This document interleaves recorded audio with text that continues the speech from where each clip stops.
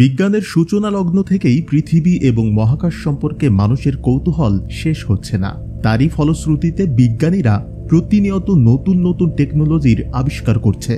বিজ্ঞানীদের তেমনই এক বিস্ময়কর আবিষ্কার হচ্ছে স্পেস স্টেশন। স্পেস স্টেশন এমন একটি মহাকাশ যান যেটা পৃথিবীর নিম্ন কক্ষপথে প্রতিনিয়ত ঘুরছে। মহাকাশ বিজ্ঞানীরা মহাকাশে এমন এক কৃত্রিম উপগ্রহের কথা চিন্তা করেছিলেন যেটা মহাকাশ সম্পর্কিত জ্ঞান অর্জনে তাদেরকে সহায়তা করবে, একই সাথে মানুষের বসবাসের উপযোগী হবে। মানব সভ্যতাকে এক ধাপ এগিয়ে নিতেই তৈরি করা হয়েছে স্পেস স্টেশন। এই ভিডিওটি থেকে আপনারা স্পেস স্টেশন সম্পর্কিত অজানা কিছু তথ্য জানতে পারবেন।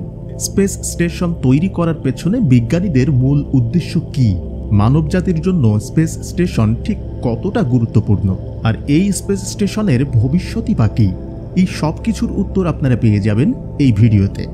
1971 সাল থেকে এই পর্যন্ত মোট 12টি স্পেস স্টেশন মহাকাশে পাঠানো হয়েছে, যদিও বর্তমানে 2টি স্পেস স্টেশন পৃথিবীর নিম্ন কক্ষপথে প্রদক্ষিণ করছে।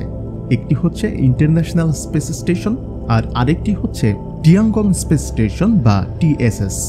দুটির মধ্যে সবচেয়ে বেশি কার্যক্ষম হচ্ছে আইএসএস বা ইন্টারন্যাশনাল স্পেস স্টেশন। 1998 সালের নভেম্বর মাসে ইন্টারন্যাশনাল স্পেস স্টেশন লঞ্চ করা হয়। 2000 সালে প্রথম আইএসএস-এ দীর্ঘ সময়ের জন্য ক্রু মেম্বার্স নেওয়া হয়। বিশ্বের সেরা 5টি স্পেস এজেন্সি মিলে আইএসএস পরিচালনা করে। স্পেস স্টেশন তৈরির পেছনে বিজ্ঞানীদের অনেকগুলো কারণ ছিল, তবে তাদের মূল উদ্দেশ্য ছিল রিসার্চ করা। মহাকাশ বিজ্ঞানীদের মনে হয়েছে সায়েন্টিফিক রিসার্চ করার জন্য স্পেস স্টেশনের প্রয়োজন রয়েছে। সায়েন্টিফিক রিসার্চ যেমন বায়োলজি, মাইক্রোগ্রাভিটি, ফিজিক্স, অ্যাস্ট্রোনমির মতো ক্রিটিক্যাল বিষয়বস্তু নিয়ে গবেষণা করার জন্য তারা মহাকাশকে বেছে নিয়েছিল। স্পেস স্টেশনকে তারা উন্নত প্রযুক্তির ল্যাবরেটরি হিসেবে ব্যবহার করতে চেয়েছিলেন। মহাকাশের স্টেশনে বসে এমন সব গবেষণা করেছেন যেগুলো পৃথিবীর উপরে সম্ভব ছিল না। আইএসএস হচ্ছে একটি গবেষণামূলক ল্যাবরেটরি যেখানে বিভিন্ন বিষয়ে রিসার্চ করা হয়, যেমন বায়োলজি, ফিজিক্স, অ্যাস্ট্রোনমি কিংবা মাইক্রোগ্রাভিটি। আইএসএস-এ এমন সব গবেষণা করা হয় যেগুলো পৃথিবীতে করা সম্ভব ছিল না। বিভিন্ন বৈজ্ঞানিক এক্সপেরিমেন্ট এবং মহাকাশকে এক্সপ্লোর করার জন্য আইএসএস ব্যবহার করা হয়। স্পেস রেডিয়েশন, মাইক্রোগ্রাভিটি নিয়ে আইএসএস বেশ কিছু প্রজেক্ট সম্পন্ন করেছে।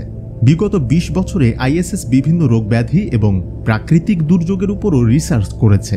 স্পেস স্টেশনের কারণে আমরা অ্যাডভান্স টেকনোলজি ব্যবহার করতে পারছি। পৃথিবীর অন্যান্য গ্রহ, উপগ্রহ কিংবা নক্ষত্র নিয়ে যে কোনো ধরনের গবেষণা করা হয় সেগুলো সবকিছু স্টেশনে করা হয়। স্পেস স্টেশনে এমন সব গবেষণা করা হয় যেগুলো পৃথিবীতে করা সম্ভব না। শুধু তাই নয়, স্পেস স্টেশনের কারণে বিশ্বের অনেকগুলো দেশ একত্রিত হয়ে কাজ করতে পেরেছে। রাশিয়া, ইউরোপ, কানাডা, জাপানের মতো উন্নত দেশগুলো একত্রিত হয়ে মানুষের কল্যাণে প্রতিনিয়ত কাজ করে যাচ্ছে। এতে করে টেকনোলজি আরও উন্নত হয়েছে, এমনকি হিউম্যান বডির উপরও নানা ধরনের রিসার্চ করছে। তবে ইন্টারন্যাশনাল স্পেস স্টেশন বেশি সময়ের জন্য মহাকাশে অবস্থান করতে পারবে না। 20 বছরের বেশি সময় ধরে মহাকাশে অবস্থান করার জন্য আইএসএস-এর পার্টসগুলো পুরনো হয়ে গেছে। নাসা ইতোমধ্যেই ঘোষণা দিয়েছে 2030 সালের মধ্যে আইএসএস-কে পুনরায় পৃথিবীতে ফিরিয়ে আনা হবে। তবে কি মহাকাশে আর কোনো স্পেস স্টেশন থাকবে না? আইএসএস-কে ফিরিয়ে আনা হলেও নাসা সহ বেশ কিছু কোম্পানি নতুন স্পেস স্টেশন লঞ্চ করার পরিকল্পনা করছে। বর্তমানে নাসা স্পেস এক্স কোম্পানির সাথে মিলিত হয়ে আরেকটি স্পেস স্টেশন তৈরির পরিকল্পনা করছে। এছাড়াও নাসা 2028 সালের মধ্যে নর্থ্রপ গ্রুম্যান স্টেশন নামক আরেকটি স্পেস স্টেশন লঞ্চ করার পরিকল্পনা করছে। কিন্তু নাসা সহ বেসরকারি বেশ কয়েকটি কোম্পানি আরও কিছু স্পেস স্টেশন লঞ্চ করার পরিকল্পনা করছে, কারণ গবেষণার জন্য এবং মহাকাশ পর্যবেক্ষণের জন্য স্পেস স্টেশন অত্যন্ত জরুরি। 2028 সালের মধ্যে অ্যাক্সিয়াম স্পেস স্টেশনকে আইএসএস-এর সাথে একত্রিত করা হবে। আইএসএস-এর সাথে মিলিত হয়ে অ্যাক্সিয়াম স্পেস স্টেশন মাইক্রোগ্রাভিটি নিয়ে রিসার্চ করবে। সেই সাথে বিজ্ঞানীরা স্পেস ম্যানুফ্যাকচারিংয়ের জন্য অ্যাক্সিয়াম স্পেস স্টেশনকে ব্যবহার করার পরিকল্পনা করছে। এই বছরের নভেম্বরে লুনার গেটওয়ে নামক আরেকটি স্পেস স্টেশন লঞ্চ করার পরিকল্পনা করা হচ্ছে। 4 জন মহাকাশচারীকে সঙ্গে নিয়ে এই স্পেস স্টেশন এই বছরে মহাকাশের উদ্দেশ্যে যাত্রা করতে পারে। আরেকটি বেসরকারি কোম্পানি 2027 সালের মধ্যে স্টারল্যাব স্পেস স্টেশন লঞ্চ করার পরিকল্পনা করছে। বিভিন্ন দেশের সাথে তাল মিলিয়ে স্পেস স্টেশন নিয়ে কাজ করে যাচ্ছে রাশিয়া। আইএসএস এর সাথে কোলাবোরেশনের পর রাশিয়া আরেকটি স্পেস স্টেশন লঞ্চ করার পরিকল্পনা করছে।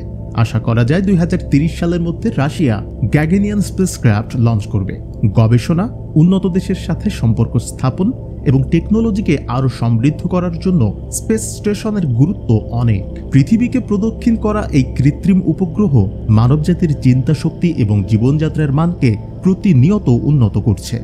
তাই টেকনোলজির দুনিয়ায় টিকে থাকতে হলে স্পেস স্টেশনকে আরও শক্তিশালী করতে হবে।